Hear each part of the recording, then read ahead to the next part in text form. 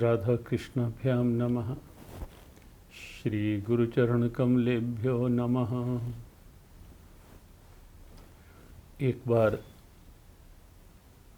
अर्जुन के द्वारा की गई स्तुति में सब अपना भाव जोड़ लेते हैं। प्रारंभ में ये स्तुति इसलिए भी ताकि हम सब एकाग्रचित हो जाएं, भाव बन जाए और अपनी बिखरी हुई वृत्तियों को बिल्कुल उस भाव में जोड़ लें। अंदर का भाव जितना अच्छा होगा, सत्संग का प्रभाव भी उतना ही अच्छा होगा। आओ प्रारंभ में वो भाव ठीक स्थिति में आ जाए, वो भाव प्रार्थना का रूप लेकर भगवान तक पहुंच पाए। एक बार हिंदी काव्य अनुवाद के रूप में ही अपने आप को जोड़ लेते हैं भगवत स्तुति के भाव के साथ। प्रभु आपका कीर्तन करके ही है हर्षित जगत पाए अनुराग भी, असुर भागते डर के दिशाओं में, उचित है करें नमन सिद्ध सब तुम्हें। ब्रह्मा के आदि बड़े सबसे हो, नमस्कार क्यों ना करें आपको। सत्या असत्या परे इससे भी, हो सब कुछ प्रभु आप बस आप ही।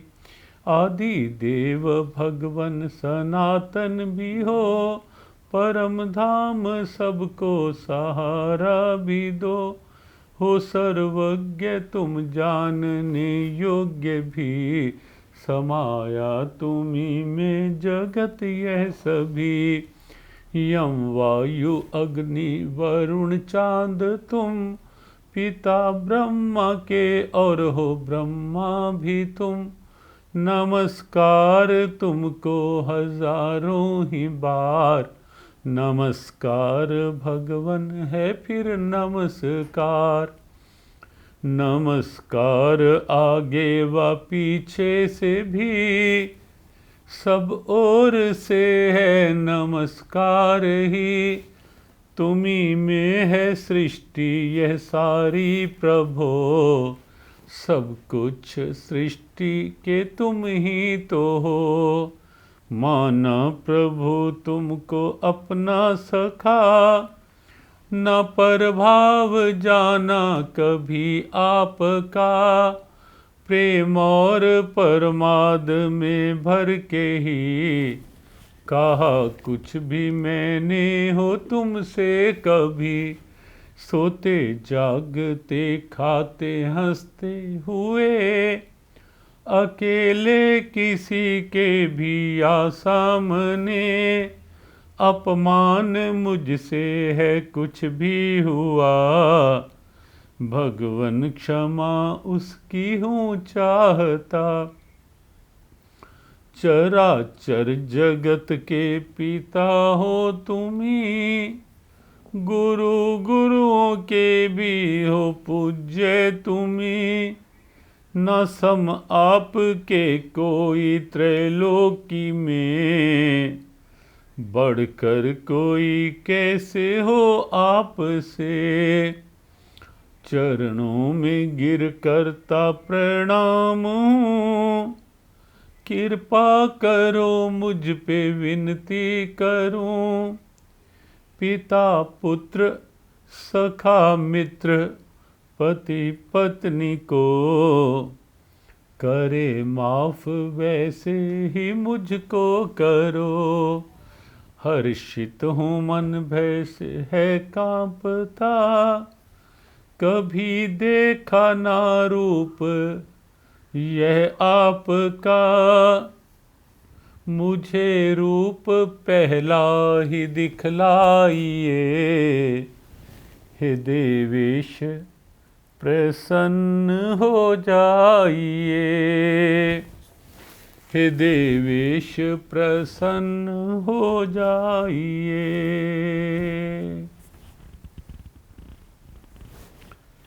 अर्जुन की स्तुति के पश्चात भाव चतुराई चतुर्भुजी नारायण रूप में दर्शन करने के, और भगवान ने अर्जुन को धीरज दिया, धैर्य बनाया और अपना चतुर्भुजी रूप दिखलाया। प्रसन्न हुए प्रभु, और अर्जुन को बहुत अपनत्व, बहुत प्रेम से ये संकेत भी किए कि अर्जुन तू व्यथित ना हो, तू मन में मूढ़ता को नहीं आने दे, तू भय रहित हो जा पार्थ, फिर से अपने मन में वही प्रेम भर ले।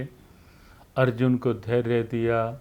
हम भी निस्संदेह इस स्तुति पाठ के माध्यम से, इस स्तुति चर्चा के माध्यम से और अलग अलग रूप में भगवान से प्रार्थना, भगवान के ध्यान के माध्यम से इसी प्रतीक्षा में हैं कि प्रभु बहुत शीघ्र अब ये कह दें सृष्टि का ये रूप देख करके, और अपनी इस अवतारी धरा भारत भूमि का स्वरूप देख करके ये कह दें प्रभु कि हे मेरे लाल, अब चिंता छोड़ दो, भय छोड़ दो, अब मैं प्रसन्न होकर फिर से सृष्टि के उसी रूप में आपके सामने आ रहा हूँ जो सृष्टि का रूप पहले था। हे नाथ, हम भी उसी प्रतीक्षा में हैं। आपकी करुण दृष्टि हो जाए, और आपकी करुण दृष्टि, आपके भीतर की करुणा से ये कोरोना वायरस का भय समाप्त हो जाए। लेकिन होगा, विश्वास रखें, निस्संदेह विश्वास रखें कि अवश्य होगा, शीघ्र होगा। मन की सोच खुली बनाए रखें। भगवान अर्जुन से कहते हैं, जब अर्जुन ने स्वीकार कर लिया कि प्रभु अब मैंने आपके इस सौम्य स्वरूप का दर्शन कर लिया है, और अब फिर श्री भगवान वाच के 11वें अध्याय के जो अंतिम कुछ भाव हैं, केवल 4 श्लोक हैं, हम थोड़ा सा उस पर चर्चा करते हैं। सुदुर्दर्शमिदं रूपम दृष्ट्वा नसी जन्मम देवाप्यस्य रूपस्य नित्यम दर्शन कांक्षिणः। भगवान कहते हैं, पार्थ, मैंने अपना ये स्वरूप जो तुझे दिखाया है, ये सत्य ये है कि ये बहुत दुर्लभ है, बहुत दुर्लभ है। और इस ऐसे स्वरूप का दर्शन करने के लिए देवाप्यस्य रूपस्य नित्यम दर्शन कांक्षिणः, देवता भी लालायित रहते हैं, लेकिन उन्हें भी सुलभ नहीं हो पाता पार्थ, उनके लिए भी संभव नहीं हो पाता। देखो, यहाँ एक बात हम सब समझ लें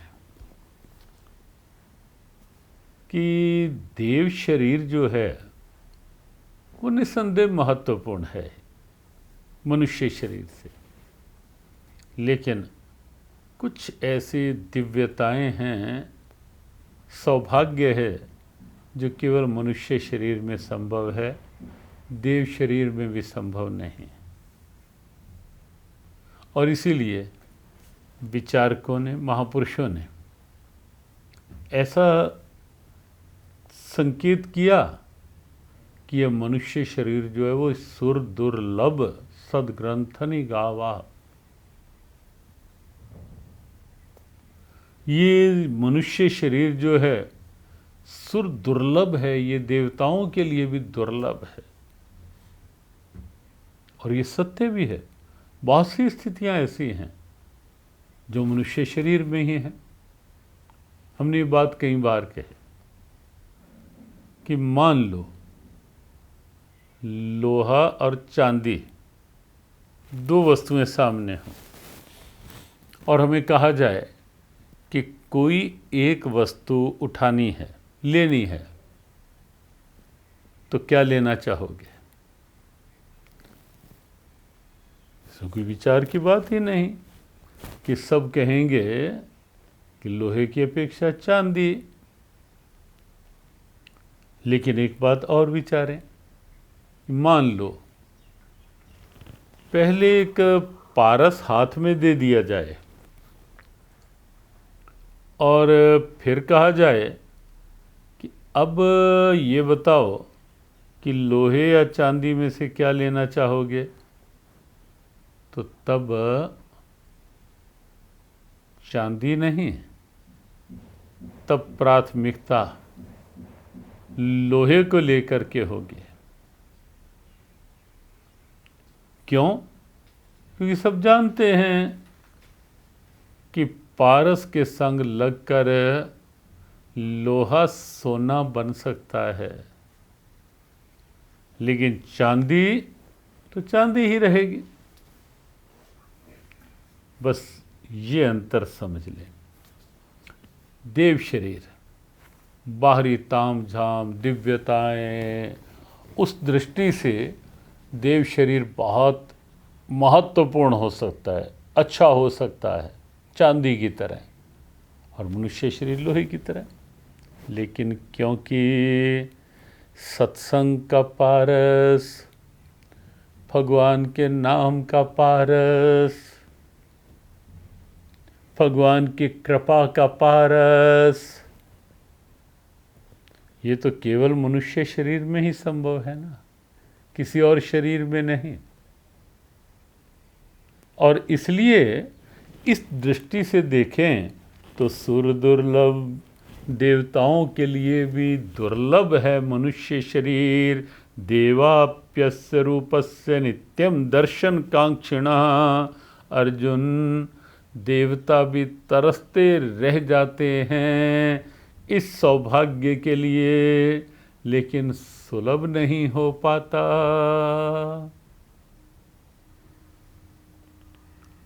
शुक तीर्थ चलते हैं भाव में, और भाव राज्य में वो स्थिति बनाने का प्रयास करते हैं कि वो कैसा दृश्य रहा होगा।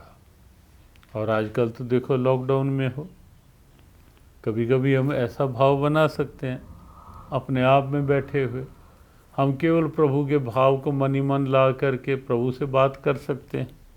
संभव है, ये हमारे सनातन धर्म में ऐसी ऐसी दिव्यताएं, उसका लाभ हम ले ही सकते हैं। तो भाव में निस्संदेह, भाव में बहुत बड़ा बल है ही।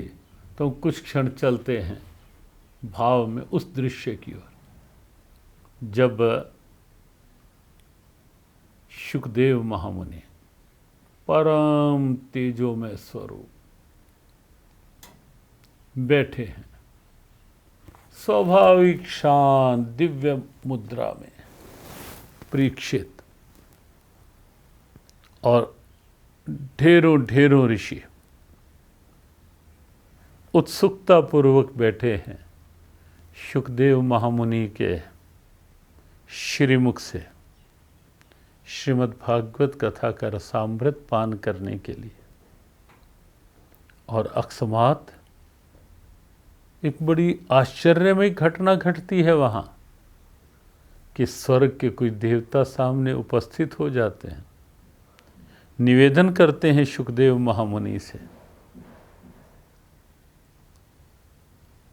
कि महामुनि, हम एक विनिमय करने आए हैं, एक एक्सचेंज करने आए हैं आपके साथ। कहा कैसी?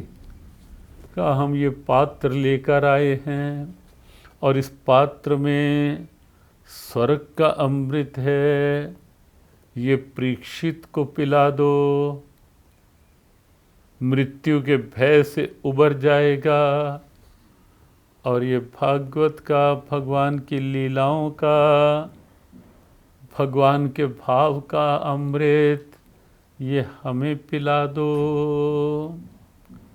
शुकदेव महामुनि हंस पड़ते हैं, मुस्कुरा देते हैं और कह देते हैं, अरे देवताओं, एक हीरे को कांच के टुकड़े से तोलना चाहते हो क्या?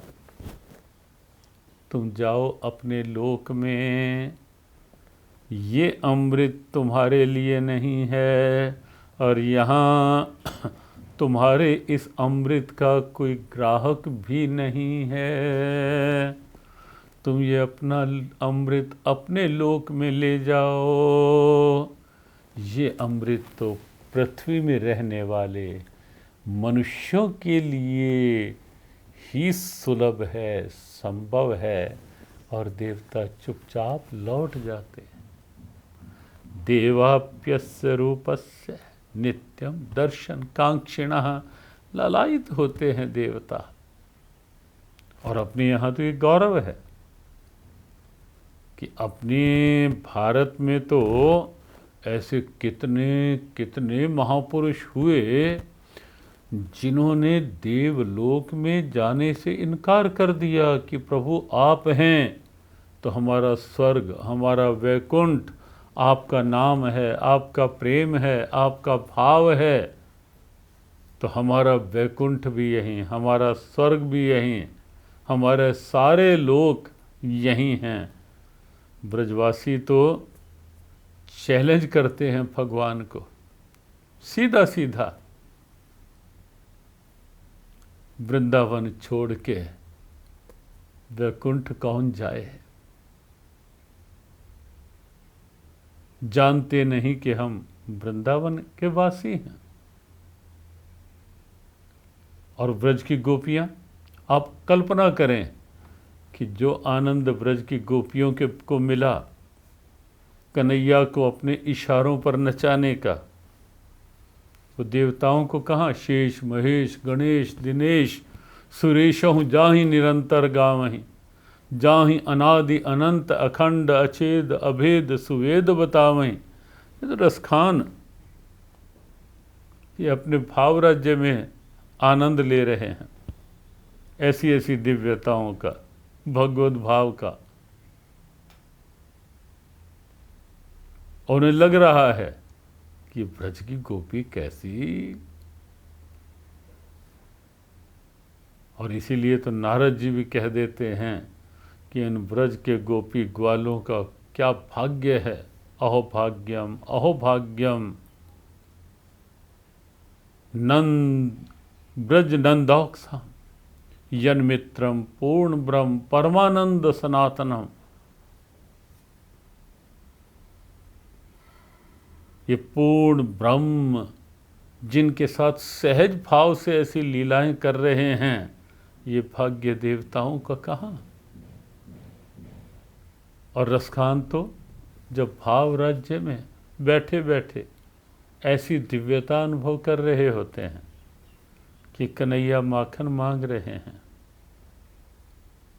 और ब्रज की गोपी कन्हैया को नाच नचा रही है।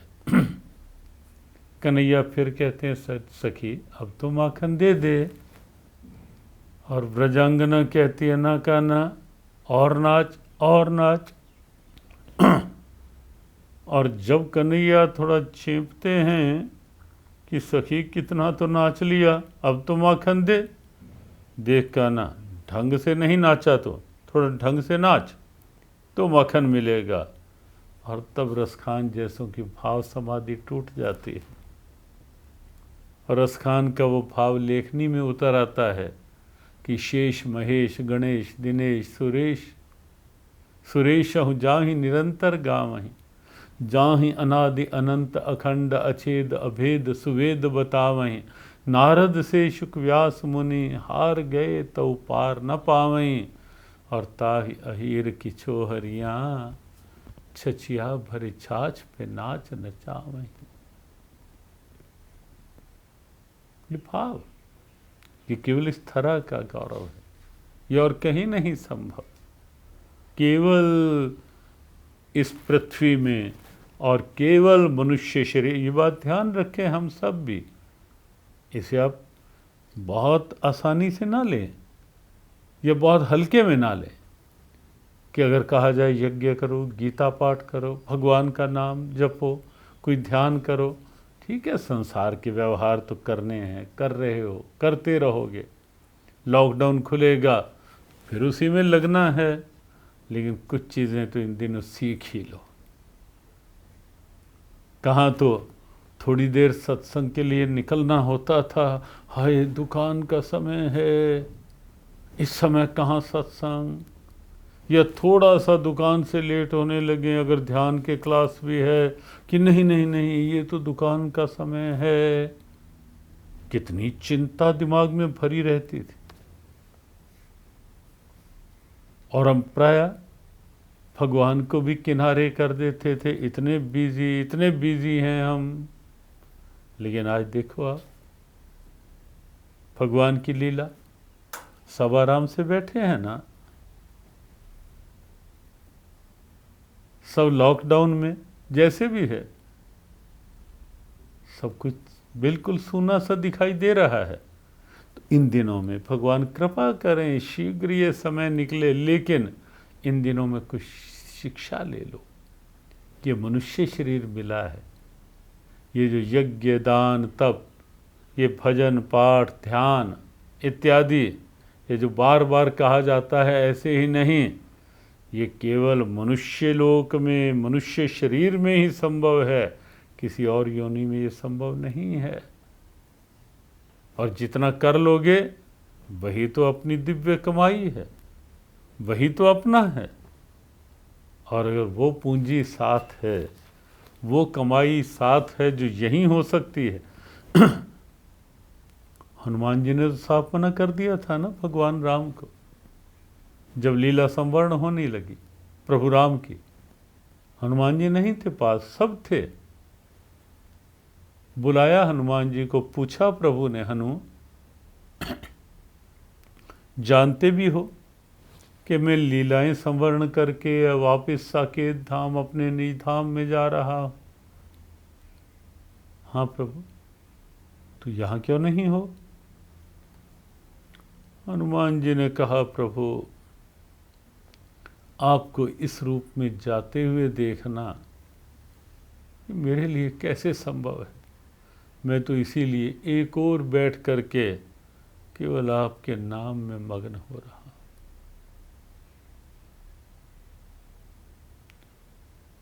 कहा, हनु तुझे तो मेरे साथ चलना है, लेकिन कहाँ प्रभु, मेरे उस चिन्मय धाम में, उस दिव्य धाम में।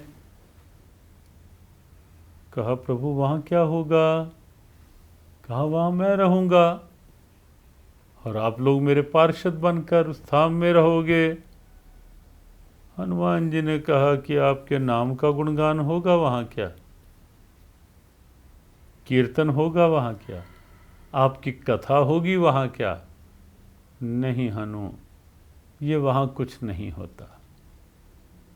बस प्रभु यही आशीर्वाद दो कि जब तक इस धरा में आपका नाम है, आपकी चर्चा है, मैं तो यहीं इस धरा पर रहना चाहता हूँ।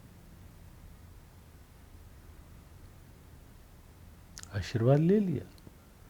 तो ये, इसे आप हल्के में ना लें। ये सत्संग, ये भगवान का नाम यहाँ मिल रहा है। जानते हैं ना आप सब कि कबीर की आंखें भर आई थी जब संसार से जाने का समय हुआ था। आंखें भर आई कबीर की। और जब पूछा कबीर के पुत्र कमाल ने कि हुआ क्या, कबीर ने कहा, मृत्यु से डर कर ये आंसू नहीं निकले कमाल, ये तो इसलिए निकल आए कि जा रहा हूँ दुनिया से, वैकुंठ तो मिलेगा, लेकिन ये जो इस धरा पर रहकर जो सत्संग मिल रहा था वो वहाँ नहीं मिलेगा। कहा, आपको क्या विश्वास? कबीर का प्रसिद्ध दोहा हम सब जानते हैं, राम बुलावा भेजिया दियो कबीरा रोए, जो सुख है सत्संग में सो वैकुंठ न होए। लेकिन जब कमाल ने कहा कि आपको क्या पता कि ये आनंद वैकुंठ में नहीं होगा, कबीर ने कहा कि मैंने एक बार वैकुंठ धाम देखा, भाव राज्य में, ध्यान में, समाधि में। और ये संकेत कई बार किया गया है कि हम कुछ समय रोज ध्यान में बैठें, मेडिटेशन करें। बहुत आवश्यक, बहुत सहज है। ये 3 तारीख के बाद ये 3-4 दिन जो और हैं इस लॉकडाउन के, आगे की क्या स्थिति बनती है भगवान जाने। भगवान कृपा करें कि स्थितियां अनुकूल हों। नहीं तो कुछ समय रोज भले ही 10 मिनट केवल ध्यान पर आज का विचार, कुछ ऐसे भाव ले सकते हैं या जैसी जैसी जिज्ञासा होगी। लेकिन अभी इतना ही कि ध्यान कुछ क्षण रोज करें। अद्भुत आनंद है जीवन का, अद्भुत ऊर्जा है ध्यान में। बड़ी सहजता से कर सकते हैं। जिज्ञासा भी एक है कि ध्यान कैसे करें। आसान है, सहज आसन लगाएं। गीता जी का 6ठे अध्याय का 11, 12, 13 श्लोक देखें और उसमें आप पाएंगे आसन की बात, एकाग्रता की बात, भाव की बात, उसमें सारी बात देखेंगे आप। लेकिन बैठकर सहज भाव से मन को जोड़ें, मंत्र जाप करते करते जोड़ें, चिंतन से जोड़ें, या सहज खालीपन, या कई विधियां हैं, केवल प्रकाश, ढेरों विधियां हैं ध्यान की। लेकिन सहज बैठकर प्रारंभिक प्रयास में नाभि से ये आज्ञा चक्र जहाँ तिलक करते हैं, यहाँ अपने आप को फोकस करें। और आप देखेंगे यदि मन लगने लग गया कुछ क्षण भी, तो आप पाएंगे 1 मिनट की ध्यान की एकाग्रता कैसी दिव्यता का लाभ देती है। और लगेगा कि जैसे भार हल्का हो रहा है और वृत्ति एकदम ऊर्ध्वगामी ऊंचाई की ओर। भगवान कृपा करें हम सब जीवन में ध्यान का कुछ लाभ ले पाएं। और ये बहुत अनुकूल समय है उसके लिए।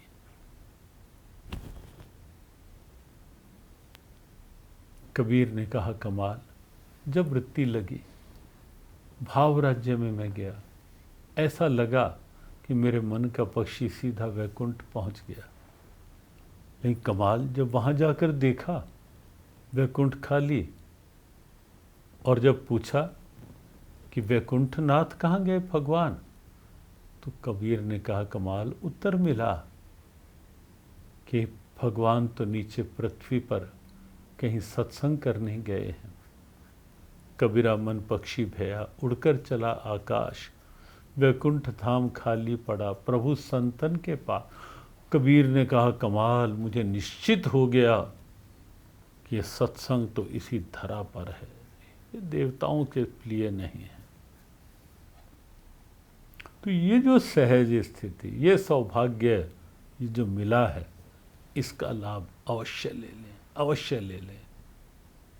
हमारे ऋषियों ने कभी भी स्वर्ग जाने की कामना नहीं की। उन्होंने तो स्वर्ग को अपने भावों में उतारा, स्वर्ग को इस धरा पर उतारने का आह्वान किया। देवता लालायित हो जाए, ऐसा एक भाव हो सकते हैं। लेकिन कब? जब पहले हम इस धरा पर रहकर ये सौभाग्य मान लें।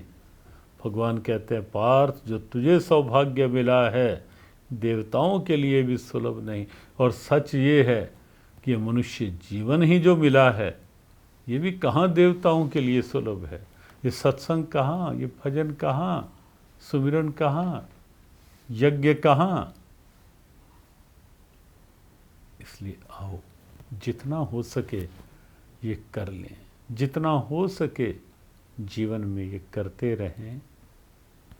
2-3 जिज्ञासाएं ले लेते हैं। चौथे अध्याय के 18वें श्लोक की व्याख्या संक्षेप में ले लेते हैं। जगदीश छाबड़ा, कर्मण्य कर्म या पश्येद अकर्मणि च कर्म या कर्मण्य कर्म या पश्येद अकर्मणि च कर्म या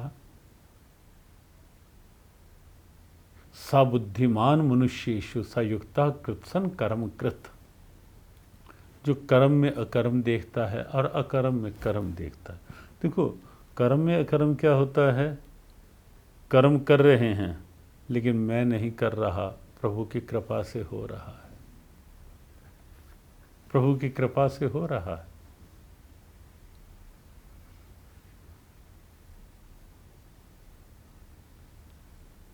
आसक्ति नहीं, अहंकार नहीं कर्म में, तो करते हुए भी ना करने के समान। कर्तापन का जब अभिमान नहीं होगा तो उसका प्रतिफल भी हमें नहीं लेना पड़ेगा। तो कर्म अकर्म बन जाएगा कब? जब कर्तापन का अभिमान अलग कर दो और अकर्म कर्म बन जाएगा। कैसे? कुछ नहीं कर रहे, खाली बैठे हैं, सोचे जा रहे हैं बैठे बैठे, ये हो जाता, ये नहीं हुआ, उसने ऐसा बोल दिया, उसने ऐसा कह दिया, अब मैं उसको बताऊंगा, अब मैं उसकी खबर लूँगा ज़रा, मैं उससे कम हूँ कोई, मैं ये मैं वो, सोचे जा रहे हैं। ये अहम जब अंदर बैठे बैठे जाग रहा है, कहीं किसी के लिए द्वेष जाग रहा है बैठे बैठे, अब मेरी बारी जब आएगी अब मैं बताऊंगा, उसने तो ये बोल दिया ना, अब मैं बताऊं, तो कर नहीं रहे। लेकिन ये कर्म में कर्म, अर्थात ये मैं अपने लिए बंधन की जंजीरें बांधता जा रहा हूँ जीव को। तो गीता की दिव्यता क्या है? कर्म में अकर्म, करते हुए भी आनंद है उसकी कृपा का, और अकर्म में कर्म, कुछ नहीं, बैठे हैं खाली, पड़े हैं, पड़े पड़े सोचे जाएंगे। इस आदत से बचो। और ये लॉकडाउन में तो बहुत ज़रूरी है इस आदत से बच के रहना। खाली बैठे बैठे ईर्ष्या की अग्नि में अपने को जलाए जाओ, क्या लाभ? प्रतिशोध की अग्नि में जलाए जाओ, क्या लाभ? व्यर्थ का गुस्सा अंदर अंदर पाले जाओ, क्या अर्थ है उसका? क्या मतलब है भाई? क्यों अपना आनंद क्यों बिगाड़ते हो? अपनी शांति क्यों बिगाड़ते हो? स्वयं अपनी शांति के क्यों शत्रु बनते हो भाई? किसी और पर रहम करो ना करो, अपने पर रहम करो। ये क्रोध अंदर पालकर अपनी शांति के दुश्मन नहीं बनो, अपनी एकाग्रता के दुश्मन नहीं बनो।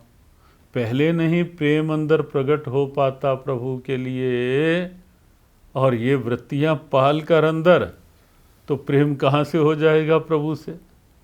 ये ईगो, अहम, ईर्ष्या, द्वेष, क्रोध, आक्रोश, ये क्या होगा? आसक्तियां इधर की उधर की, पड़े पड़े भी बांधे जाएं, कुछ ना करते हुए भी जीव बंधन में आ जाएगा। इसलिए विचार करो। गीता इसीलिए महत्वपूर्ण है। गीता पढ़ो, इसीलिए पढ़ो ताकि हम बिल्कुल सक्रिय बन के रहें, मानसिक शांति सुनिश्चित करके जिए।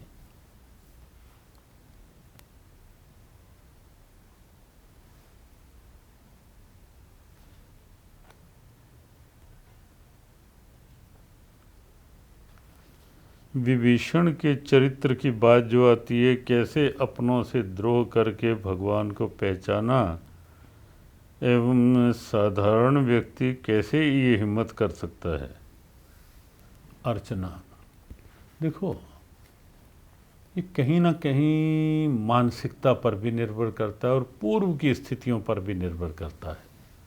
पूर्व के संस्कार, छठे अध्याय का गीता जी का 45वां श्लोक देखना। पूर्वाभ्यासेन तेनैव ह्रियते हविषोऽपि। पूर्व के संस्कार भी काम करते हैं और कहीं ना कहीं अपनी मानसिकता भी काम करती है। तब तीनों भाइयों ने किया। रावण ने क्या मांगा, कुंभकर्ण ने तो सरस्वती ने क्या मंगवा लिया, और विभीषण ने मांगा ही प्रभु का भाव। स्वाभाविक की स्थिति थी। और जहाँ तक बात है कि उस वातावरण में रहकर इतनी बड़ी हिम्मत कैसे कर ली विभीषण ने, देखो विभीषण ने बहुत धैर्य रखा, बहुत धैर्य रखा, अपने भाव को सुरक्षित रखा। सब कुछ देखते हुए भी अपना भाव नहीं बिगड़ना। सबसे बड़ी कठिनाई क्या होती है हम लोगों की, कि हम दूसरे के भाव को देखकर अपना भाव बिगाड़ लेते हैं। पहली बात तो जैसे पहले का प्रेम प्रकट नहीं होता, जरा सी किसी के कारण से हम अपना जो थोड़ा बहुत प्रेम होता है उसको दबा डालते हैं, या पहले ही अच्छाई पनप नहीं पाती, दूसरों की बुराई देख करके हम अपनी जो थोड़ी बहुत अच्छाई होने भी लगती है उसको फिर दबा डालते हैं। लेकिन विभीषण चारों तरफ कैसा वातावरण सुंदरकांड के पाठ में अब देखते हैं ना, लंका निश्चर निकर निवासा, यहाँ कहाँ सज्जन कर वासा, मन मह तरक करें कपि लागा, तेहि समय विभीषण जागा, राम राम तेहि सुमिरन कीना। जब हनुमान जी तर्कों में चल रहे थे कि यहाँ तो राक्षस ही राक्षस, और तब विभीषण, और पूछा कैसे रह रहे, उत्तर कितना प्यारा, सुनहु पवन सुत रहनी हमारी, जिमि दशनन महाजीह बेचारे। कैसे रह रहा हूँ, जैसे दांतों में जीभ, और हम सब जानते हैं कि जीभ अपना स्वभाव नहीं छोड़ती, दांत अपना स्वभाव नहीं छोड़ते, जीभ कोमलता नहीं छोड़ती, दांत कठोरता नहीं छोड़ते, अंत में जीभ बनी रहती है, दांत टूट जाते हैं। कई बार दांत जीभ को काट भी देते हैं, लेकिन तो भी दांत में तिनका फंसता है तो जीभ बार बार उस तिनके को निकालने के लिए जाती है। जिमिदशनन मह जिहि बेचारी, ये विभीषण है, इतना धैर्य है, संयम, प्रभु का नाम नहीं छोड़ा परिस्थितियों को देख करके, अपना स्वभाव नहीं छोड़ा परिस्थितियों को देख करके, और हम बात बात में बहक जाते हैं, बात बात में कहीं ना कहीं अपनी स्थिति से अलग हो जाते हैं। तो अपने आप को पहले अपनी दृढ़ता बनाएं, जब दृढ़ता होगी तो फिर ये हिम्मत भी हो ही जाती है। राग द्वेष से कैसे रहित हों, नंदीश।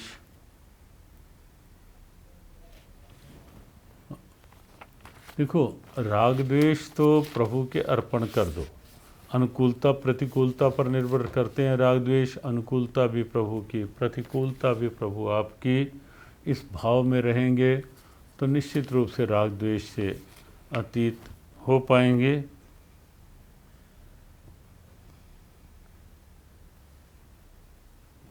शिष्य कैसा हो जिस पर गुरुदेव रीझ जाएं। ये रजनी को वो तो अंदर की भावना, समर्पण, निष्ठा, सबसे बड़ी बात अंदर की मेरी निष्ठा क्या है, समर्पित है या नहीं है। निष्ठा में कोई खोट तो नहीं, कोई कमी तो नहीं, कोई कपट तो नहीं, सबसे पहली बात। और फिर गुरु वचनों को रखना संभाल के, क्या मैं उनके वचनों के अनुसार चल पा रहा हूँ, क्या मेरे मन में उनके कहे हुए का आदर है, या केवल सामने देखने पर का भर का आदर है कि सामने है तो प्रणाम, वैसे नहीं। क्या उनके वचनों के अनुसार भी मैं अपने आप को ढाल पा रही हूँ, ढाल पा रहा हूँ। तो जब इस स्थिति, ऐसी स्थिति बनेगी तो निसंदेह प्रसन्नता स्वाभाविक होगी ही। तो आज इस समय अभी इतना ही, एक दो जिज्ञासाएँ और हैं, उनको फिर समय की स्थिति को देखते हुए आगे की बात जो भगवान ने और बहुत दिव्य भाव इस अध्याय में, एक दो श्लोक और 3 श्लोक और हैं, तो हम अगले 3 दिनों में ऐसे ऐसे भक्तों के भावों को साथ जोड़ते हुए और जीवन की कुछ प्रेरणाएं बीच में से लेते हुए लेंगे। सबको जय श्री कृष्ण, जय श्री राधे, शुभमस्तु, कल्याणमस्तु, ओम।